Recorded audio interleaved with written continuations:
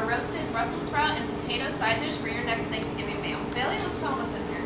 Okay, so we're gonna start with the ingredients. We have a half of an onion. You want to peel it and cut off the ends. We have about a half a pound of potatoes, washed. Half a pound of Brussels sprouts, washed as well. A couple tablespoons of olive oil, and a couple teaspoons of salt. You want to tell them about the salt? Okay, this salt is so great because we've infused some rosemary and thyme just to give it that extra little kick, spice, and we use really good French gray sea salt. I recommend getting a kosher salt or a rock salt as opposed to table salt, just because it doesn't give you that same quality of taste. And it's better for you. Yeah. Okay, so first I'm going to tell you guys a little bit about Brussels sprouts. They can look a little daunting, but that's if you cook them wrong. I've definitely had Brussels sprouts where they've been boiled. I don't know if you have. So bad. Yeah. Ugh. They taste bitter, and then you feel like you never want to have one again, but that's because they've been cooked wrong. You want to roast these guys, and these need to be roasted at 400 degrees for about 35 minutes in the oven. Make sure you preheat that oven too before you start any of this process, because that way that'll ensure that your oven is hot and you don't even have to worry about it when you go to put it inside. Yep, just pop it in and it'll be ready in 35 minutes or until pork tender.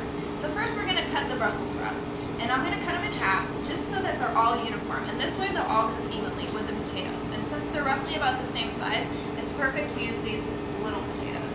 So while I do that, Bailey, let's talk about potatoes. So the potatoes, essentially, you just want to make sure they're washed. Make sure you get all the dirt off of them, because you know they do grow in the ground. And then you just want to cut them in half, like Stephanie said, so they're the same size as the Brussels sprouts. You can also quarter them. It kind of just depends on, cooking time, your oven, how long you want to wait, but we recommend to cut them in half. So go ahead and just cut them in half, like that. And the onion, super simple. And so the onion, you want to make sure to cut off the ends of the onion. Peel off this first layer of skin here. Just go ahead and discard that. And then you want to make sure to cut the onion into little slivers so that by the time the potatoes and the Brussels sprouts are done, they'll become nice and caramelized, and it'll give it that little sweet flavor, which will nicely balance out the bitterness of the Brussels sprouts. So after that, you want to add in about a tablespoon or two of olive oil, and then you want to mix them all up in the bowl, just because it's easier than mixing them on the pan. You also want to grease your pan a little bit just so that the Brussels sprouts and potatoes won't stick, because they are going to get crispy on the outside. They'll be pork tender and smooth and creamy on the inside. But like I said, put a little bit of olive oil on your sheet just so they don't get stuck. And also, it's a lot easier to clean up.